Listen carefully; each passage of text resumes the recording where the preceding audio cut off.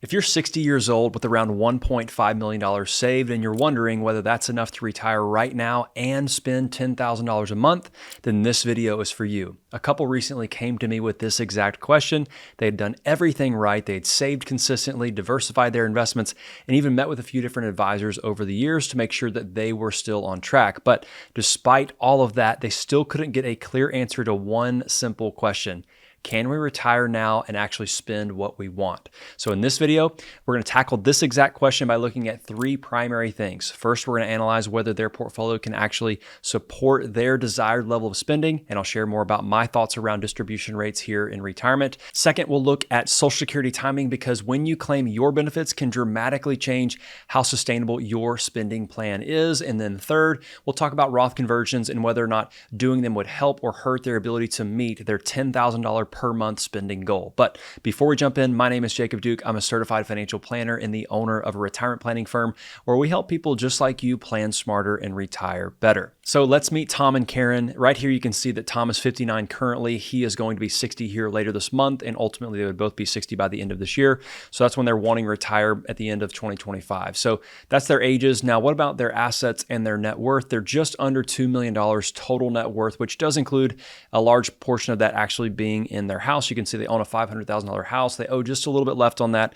at $85,000, and they have about $50,000 in cash and also about 1.5 in total investment savings between a small brokerage account, mostly tax-deferred 401ks, and Karen's small rollover IRA from a previous job. So most of their 1.5 is going to be tax-deferred, and we'll talk about the tax planning elements that come into play here in just a moment. Now, what are they wanting to accomplish? Well, we know that they want to spend $10,000 a month to meet all of their different needs, and so the way that works out is about $7,000 is what I have plugged in here for their normal discretionary spending plus other bills. But then we have their healthcare costs broken out separately. Since they would be pre-65, they would have to go find private insurance. And so I'm estimating at least at this point in time about $10,000 per person per year until they get to Medicare at 65.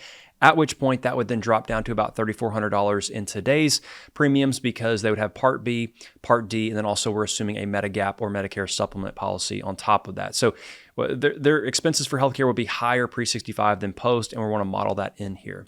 Also, too, we have different goals maybe if they want to do a new truck down the road here. I think in 2027 they mentioned maybe, but then also annual splurging such as vacations that aren't planned for or extra purchases or home renovations. I wanted to plug this in and leave it at zero for now to see what the plan shows without those items, and maybe we can see in just a moment if we added anything in for that, how far we could go or how much we could spend. So those are the primary goals. So that $10,000 or this $7,000 of extra spending here on top of the mortgage, which the mortgage is added in separately again.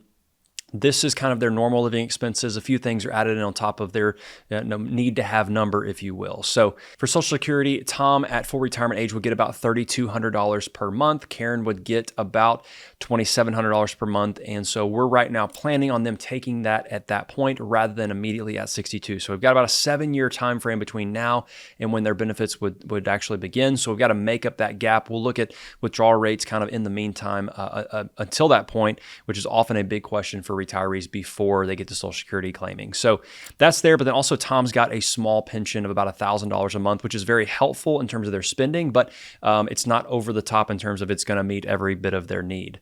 They're maxing out their 401ks at this point in time, and they're spending about that $10,000 budget right now too. So that's where they stand today. That's kind of their goals, what they're wanting to accomplish. Let's first evaluate if that's even remotely possible based on their $1.5 million of total net worth in liquid net worth. And right here we can see, based on what those projections are looking at on a Monte Carlo simulation, 87% of the time they won't run out of money. And what I've got here is I've got Tom passing away at age 85, and I've got Karen passing away at 95. So we can play around with these life expectancies here in just a moment if we'd like to, but as a general premise, 87% of the time they wouldn't run out of money. Now, if you've watched any content of mine or seen any of my videos, you know that if we're 80% or higher, I'm comfortable with that. 85 to 90% is a really good range. So whenever I see 87, I'm like, this is not a bad spot to be. Because if we're at 100% chance of success of never running out of money, that often and likely means that we're not spending enough on fun things. We could be missing out on life if we're not spending more money, which could bring that 100% down to 95 or 90%. So there is a little bit of play here. We want to have a little bit of variability and not be 100% all the time, which is really hard because we as humans, we want certainty. We want that to say 100% chance of success so that we know we can retire successfully and never run out of money. That's what we want. But the problem is that often leads to underspending and ending up with more money at the end of life than you otherwise would ever need, which means you missed out on something most likely along the way, whether it be gifting to a church or a charity or being able to provide for your kids or grandkids or going the extra vacation, whatever's valuable to you that you could use your money for. That's what sometimes gets missed or avoided or not taking advantage of if you don't spend a little bit more and lower that chance of success. So that's a couple thoughts there around this. You might not want this to be 100%, and so I'm comfortable with 87%. Now, this does not include any extras like buying a new truck or going on an extra vacation once a year. We might look at that in just a moment, but this is kind of their base plan of $10,000 a month of spending.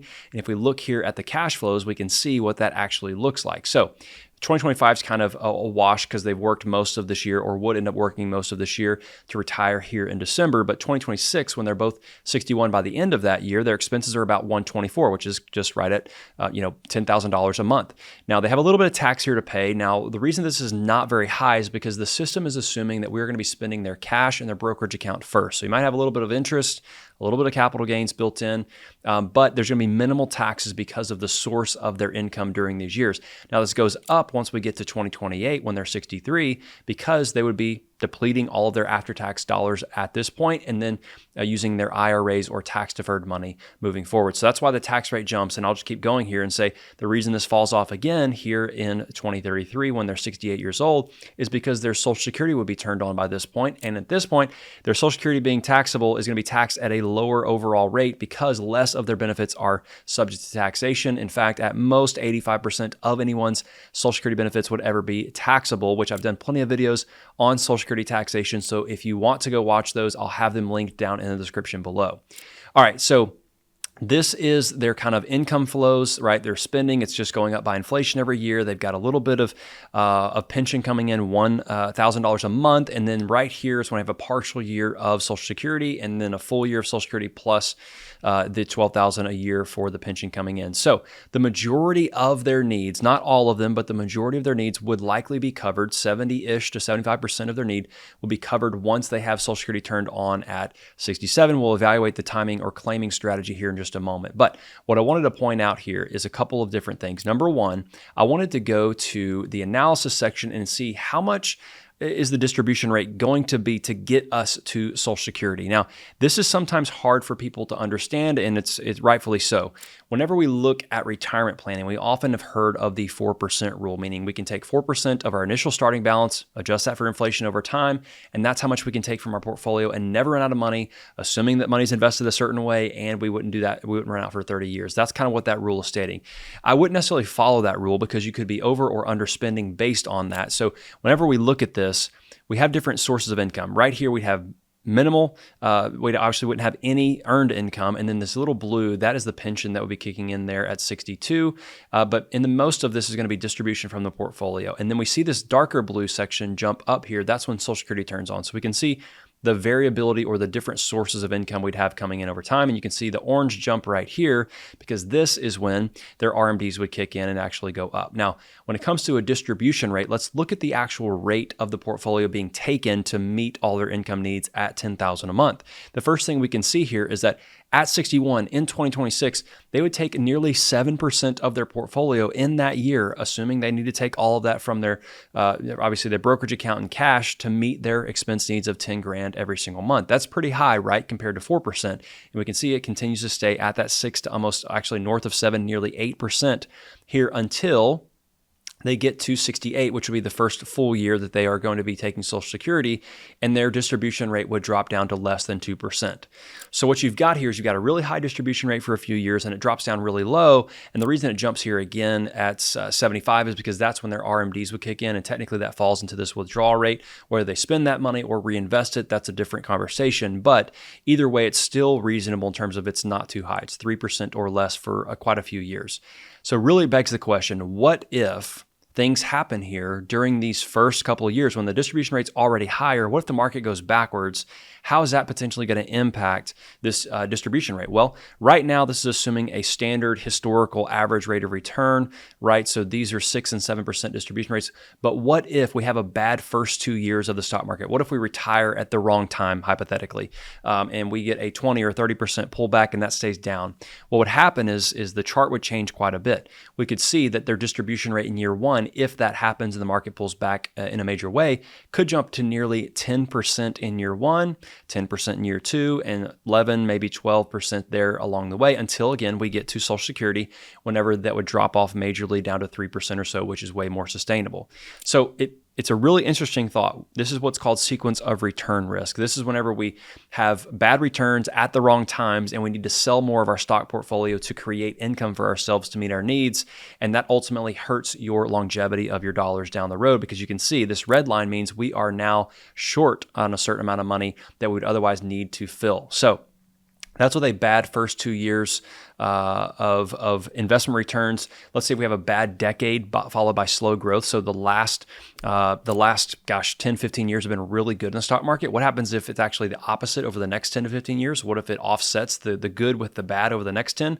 Well, that's a scary thought, right? But again, you would see here, we'd have higher distribution rates because of that. And then also we drop down because of Social Security coming on.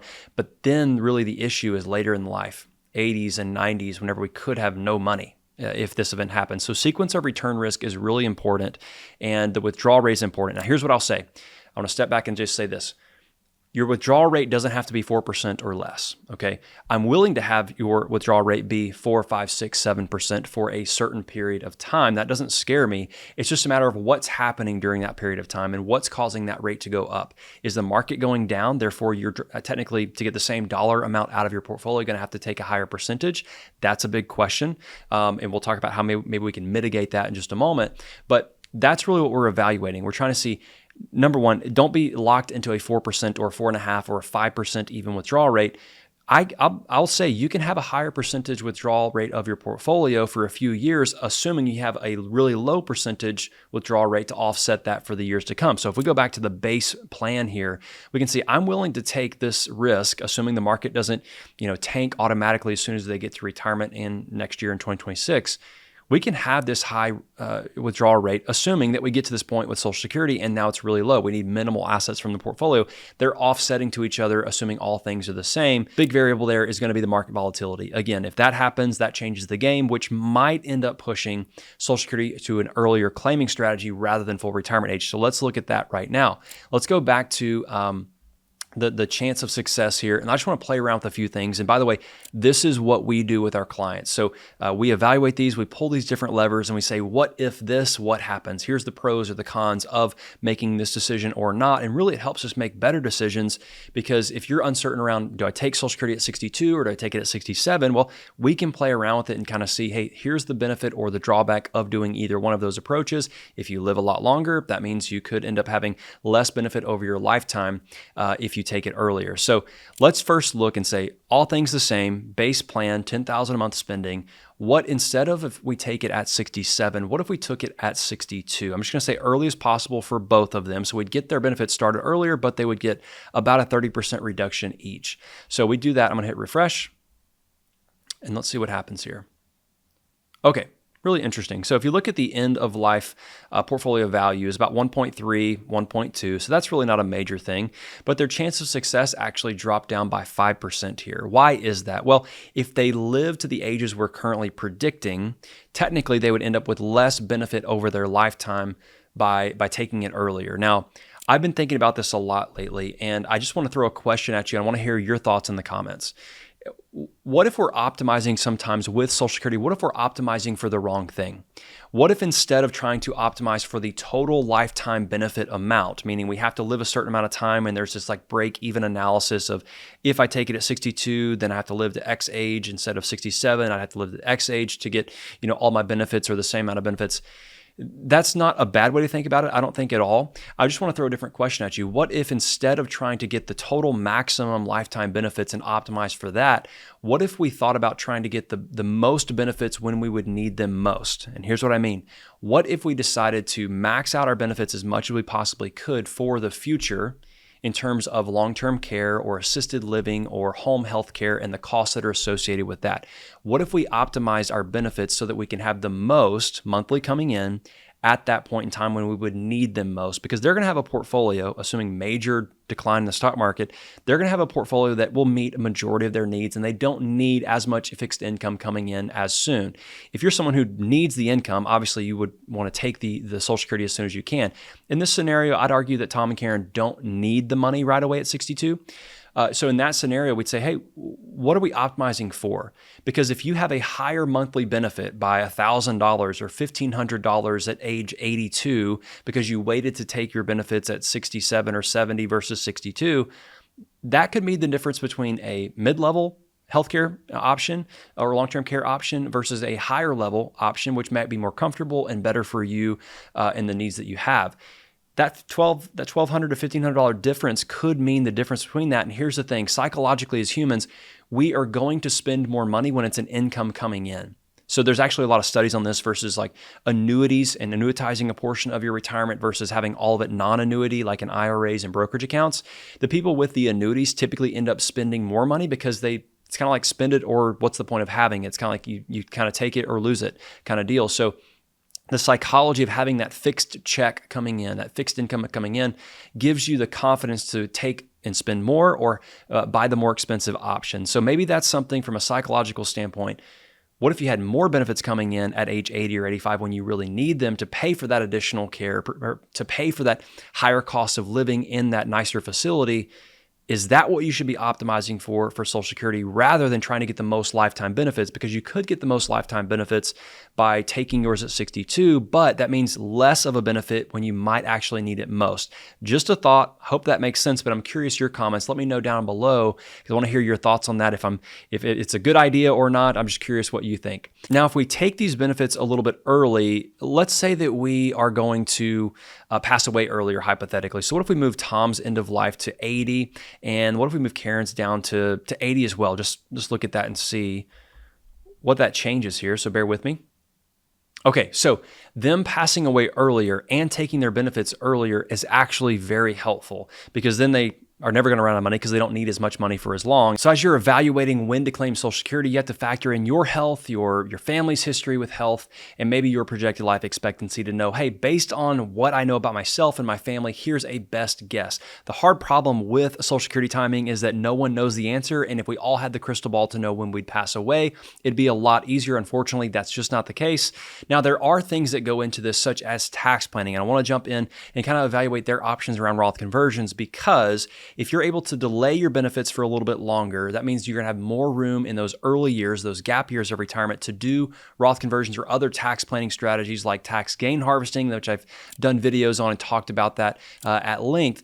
But maybe you should delay benefits, especially if you don't need them right away, so that you can help mitigate taxes down the road. So if we go back, I want to look really quickly here at the cash flows and show you their potential issues with their RMDs in the future out of their tax deferred accounts. Because remember, 95% of their savings is tax deferred. If we go to 2040, they'd both be 75 at this point.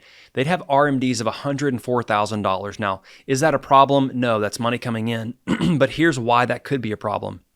Most of their needs are met by their pension and Social Securities by this point because their expenses after inflation are about $156,000. The majority of this is coming in fixed. They really only need $40,000 or so from their portfolio, which means there's going to be a forced distribution or forced taxation of the other $60,000 here, and that's where the problem comes in. So you can see there's a surplus after tax, which their taxes would go up because of this additional amount. So even then, this number should be higher because a portion of the forced distribution is now taxes and creating higher taxes. So a portion of this tax payment should actually be the net flows or unnecessary money.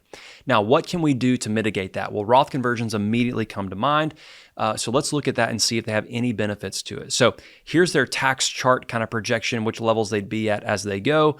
The first couple of years, again, they'd be living on their after-tax brokerage in cash, so they wouldn't have as high of a tax rate here. They are going to have some income taxes because of the state they live in, but also because they have that little bit of pension coming in.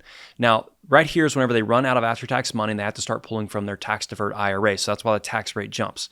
Now, it goes down here again at 67 because that's when Social Security turns on. And again, not all of your benefits are taxable. They're more favorably taxed than your IRA distributions, and that is a helpful thing. So your tax is actually lower. Then you get to RMD age. Here's one jump. This is whenever they have to start taking those distributions. So they will be paying taxes then. And right here we have Tom passing away, which is the widow's tax trap, which I've done other conversations and videos on as well. Basically, the tax rate jumps again for a single filer because the RMDs are still in place, but now the single filer has to pay those taxes on their own at compressed tax rates. So that is the lay of the land in regards to their projected tax rates. You can see the federal rate over here. Now, what if we did some tax planning with this? What if we did Roth conversions? So right now, no Roth conversions are set in place. And what I want to look at is if we do Roth conversions, maybe in these first couple of years, in addition to spending out of our brokerage accounts for living expenses, let's see if that helps. So what I want to do is maybe just fill up the 12% tax bracket for just a little bit of time here. And what we've got, just so you know, is as I've got these starting from today all the way until Tom turns 67, because that's whenever they would be starting Social Security. So basically this 6 to 7 year window of being able to do Roth conversions before Social Security turns on, at which point we might want to stop and stop doing those. So if we did Roth conversions in these couple of years, we'd have major conversions here and just a little bit of sliver right here you can see. What that would do is that would help have in tax-adjusted ending balance this much more money at the end of life. Now, what I'll say is this is really the number we're trying to pay attention to, that total taxes paid being less or more. And in this situation, filling up that 12% bracket for just a little bit of time is helpful. If you look at the details of this, really all it looks like is converting 100,000 here, 40,000 here, and a little bit more before 67. And that's really not a ton of conversion, but when you look at the compounding growth on that money now being in a Roth and then being passed on to the next generation and having to not pay taxes or have reduced RMDs in the future, that's where those tax savings really come into play. Now, if we go back and we do this again, we can say, well, what if we did the 22% bracket? Is that helpful or not? So it goes from less money at the end of life per se, or right around the same amount, but we'd be paying at a higher tax rate at 22% here for pretty much every year. If we go to the details, we can see that's a lot more in conversions. The question here becomes, do we want to do this every year? This is something we'd evaluate year to year with our clients to say, do we want to do this year or not? Is there an additional spending or a purchase or a new car or something that we want to go do? Maybe that would be replacement of the conversion itself. Now, if we did that though, and we come back to the summary, we can see there's a lot less tax to be paid over time if we convert more today versus the future, although the tax-adjusted ending balance, it's kind of the same. There's no major difference there. So if you're wanting to save on taxes, Roth conversions can be helpful and maybe even higher than 12% up to 22, assuming they both live this long. Now, what I want to show you and go back to here is, does this help them fulfill their $10,000 per month spending goal? I'm going to show you really quickly. Let's go then back to retirement, and we're going to say, what if we keep all things the same? I'm going to reset really fast. So we're still taking Social Security at 67, and then also we haven't made any changes to their life expectancies. The only thing we're going to change is the tax strategy, say to the proposed strategy. I want to see if that changes anything. What actually happens here is really interesting. By doing the conversions, they're going to save on taxes, yes, but it doesn't help them or really hurt them that much from a cash flow standpoint and providing the $10,000 a month that they need. So this is an important point, and I'll stop here after this one. Whenever you are trying to do tax planning, sometimes the main goal is not to have more money for yourself. It's simply to pay less taxes, whether it be for you, your spouse, or your kids or grandkids down the road who are going to receive your assets. maybe it's a tax mitigation strategy, not a retirement plan improvement strategy. So it's an interesting thought because most of the time we think of Roth conversions or tax planning is going to be helpful for you while you're alive. And I would say that that's often not the case. In fact, Roth conversions should most of the time be thought of for next generation or leaving inheritance in a tax efficient manner, or not creating as big of a widow's tax trap for your spouse down the road should you predecease them by a large number of years. So with all that considered, I think that they are right on that edge of being able to retire, and there's a few things they can do to mitigate or help some of these risks along the way. Their distribution rate's not too high, but you have to manage that and monitor it based on market performance and the returns they're getting in their portfolio. And also they want to be evaluating Roth conversion or tax planning strategies every single year. So hopefully this video is helpful. If you're someone who's like, Jacob, this was great, I want to learn more about how you help your clients, great. You can book a call with me. It's completely free. You can use the link down in the description below to do that. And I look forward to having a conversation with you soon. Thanks so much. We'll see you in the next video.